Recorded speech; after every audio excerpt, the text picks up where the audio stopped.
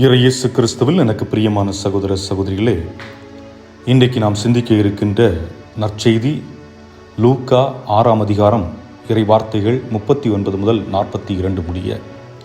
தெளிவான சிந்தனையை புரிந்து கொள்ள அல்லது தெளிவான புரிதலை ஏற்படுத்த முதலில் இந்த நற்செய்தியை நீங்கள் வாசித்து பாருங்கள். அதன் பின்பு இந்த விளக்க உரையை கேளுங்கள் அல்லது கேட்டுவிட்டு அதன் பிறகு நற்செய்தியை வாசித்து பாருங்கள்.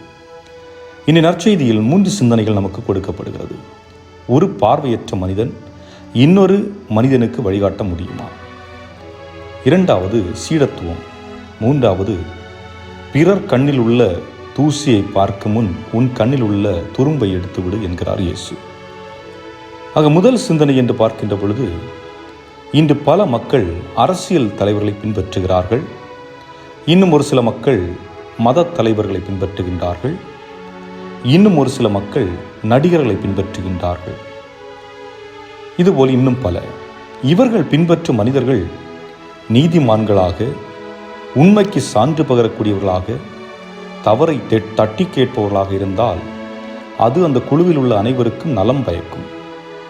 ஒருவேளை அந்த தலைவன் பொய் சொல்லி தன் சுய லாபத்திற்காக மக்களை பயன்படுத்தினால், மக்களுக்கு தீய வழிகாட்டுதலை கொடுத்தால், அவர்கள் ஒட்டுமொத்தமாக மொத்த கூட்டத்தினரும் தவறான வழியை பின்பற்றுவார்கள், தவறானவற்றிற்கு துணை நிற்பார்கள்.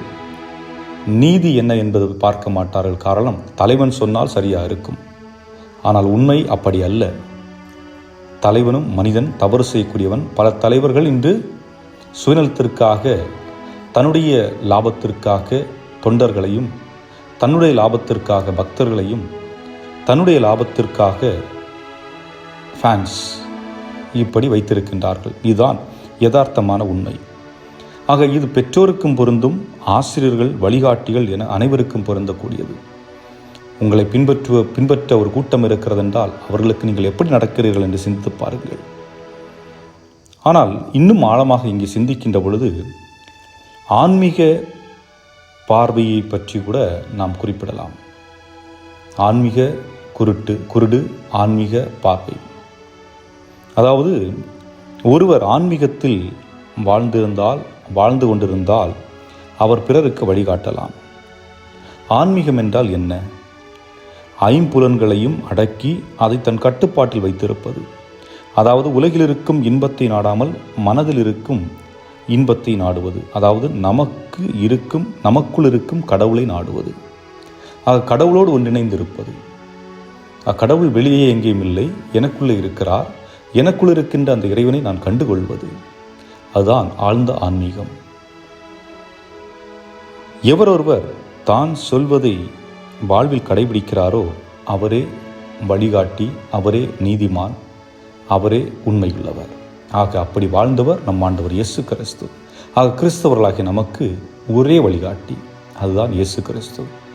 எத்தனை தலைவர்கள் இருந்தாலும் வழிகாட்டி நமக்கு ஒருவர் தான். ஏனென்றால் உண்மையை உறக்கச் சொன்னவர், உண்மைக்காக சான்று பகிர்ந்தவர், உண்மைக்காக உயிரை கொடுத்தவர். அப்படிப்பட்டவரை தவிர வேறு ஒரு வழிகாட்டி நமக்கு இருக்க முடியாது. நல்ல மனிதர்களுடைய வாழ்விலிருந்து பலவற்றை நாம் கற்றிருக்கலாம். ஆனால் வழிகாட்டி என்பவர் ஒருவர் தான். இரண்டாவது சிந்தனையாக நாம் பார்க்க இருப்பது, உன் கண்ணில் உள்ள துரும்பை எடுத்து விடு என்கிறார் இயேசு. நம் அனைவருக்கும் பிறரை பார்த்து விரலை நீட்டுவது என்பது எளிதானது. பிறர் குற்றவாளி என்று தீர்ப்பிடுவது எளிதானது. அவன்தான் அந்த தவறை செய்தான், அவன்தான் அந்த தவறை செஞ்சா என்று பிறரை பற்றி குறை கூறுவது என்பது எளிதானது. முகஸ்துதி பாடுவது, முகத்திற்கு நேரே நல்லவன் என்று சொல்லிவிட்டு பின்னால் சென்று அவரை பற்றி தவறாக சொல்லுவது, இதுபோன்று பல செயல்களை நாம் செய்து கொண்டிருக்கின்றோம். ஏனென்றால் நீ சிந்தித்து பார்ப்போமே, நான் எப்படிப்பட்ட ஒரு வாழ்க்கையை வாழ்ந்து கொண்டிருக்கின்றேன்? இதில் ஏதாவது நான் செய்து கொண்டிருக்கின்றேனா? அப்படி என்றால் நாம் நம்முடைய அகத்தில் இருக்கின்ற கரைகளை மறைத்துவிட்டு பிறர் மட்டும்தான் பாவிகள் என்று முத்திரை குத்தி கொண்டிருக்கின்றோம் என்று அர்த்தம். ஆகவே தான் இயேசு நம்மிடம் என்ன சொல்கிறார்? தீர்ப்பிடாதே. ஏன்னா தீர்ப்பிடுவதற்கு எந்த தகுதி நமக்கு கொடுக்கப்படலை.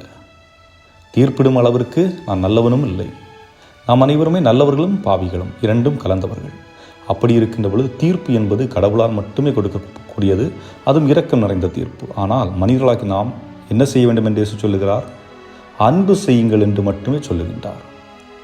கடந்த நாட்களிலே நாம் பார்த்திருப்போம், ஆண்டவர் சொல்கின்றார், உன்னுடைய எதிரிகளுக்காகவும் ஜெபி என்று சொல்லுகின்றார். அப்படி என்றால் என்ன அர்த்தம்?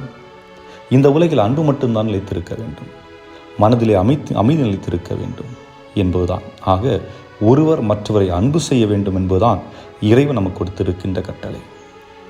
ஆகவே அன்புக்குரியவர்களே, சிந்தித்து பார்ப்போம். நம்முடைய எண்ணங்களிலே, நம்முடைய சிந்தனையிலே, நம்முடைய மனதிலே பல கரைகள் இருக்கும். அந்த கரைகளை அகற்ற நாம் முற்படுகின்றோமா? அல்லது நமக்கு நாமே ஒரு முகமூடியை போட்டுவிட்டு நான் நல்லவன், நான் நல்லவள் என்று காட்டிக்கொண்டு பிறரை மட்டும் காயப்படுத்துகின்ற விதத்திலே குறை கூறிக்கொண்டே அவர்கள் முதுகிலை குத்தி கொண்டு திரிந்து கொண்டிருக்கின்றோமா?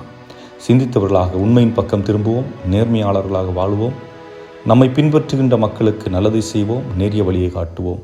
இறைவன் உங்களையும் உங்கள் குடும்பத்தையும் நிறைவாக ஆசீர்வதிப்பாராக. ஆமென்.